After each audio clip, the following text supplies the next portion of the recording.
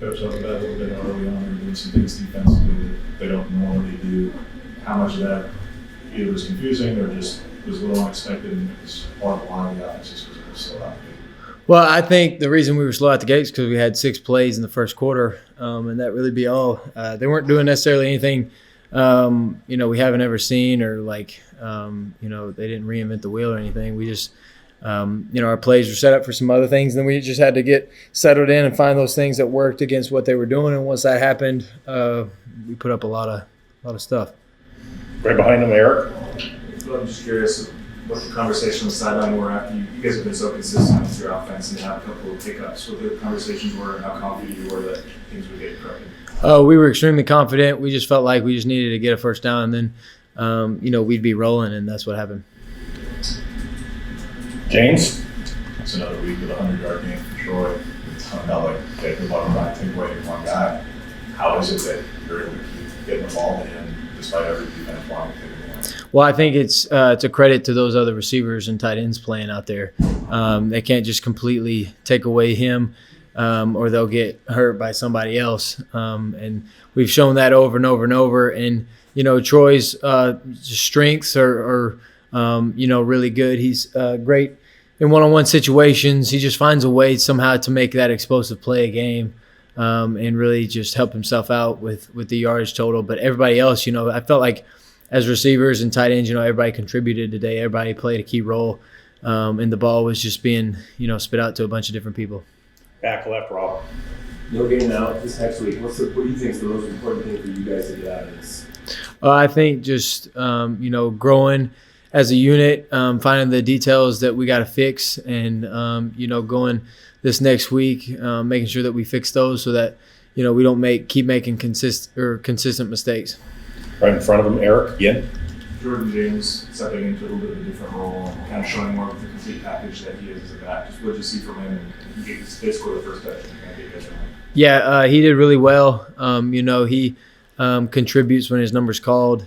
He's a great, next guy up after Bucky. And, those two guys are obviously filling a bigger role now, with Noah's unfortunate circumstance. But, those guys are ready to fill that role, and they're really good running backs. In the back, Matt. Well, what you just like about the throw T Ford? Why do you like that play? What do you like that matchup? Well, we've been practicing that play for a while, just heavy play action. Felt like he would pop in the back, and that's what happened. DB had blind eyes, and Ferg went up, made a heck of a catch. And, that's the kind of stuff that Ferg is capable of doing. We just got to find, ways to get him the ball. 2 more questions in the middle, Jared. Pretty simple question. Just what do you think of your overall performance? It was solid. Felt like I could have contributed more early. That way we wouldn't have sputtered.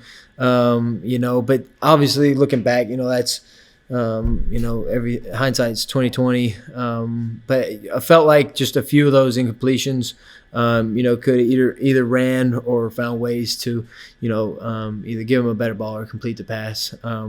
But that's one thing that one of my goals is just play extremely efficient and keep the ball off the ground, get the ball out to where it's supposed to get to. I felt like I was confident going into the game, and then when they as we adjusted, as we got throughout the second quarter and things settled down, I felt like I got my eyes back where they were supposed to get to, and just make sure that I was seeing things the right way and making sure that each play was had a life of its own, and go out there and execute it to the best of my ability.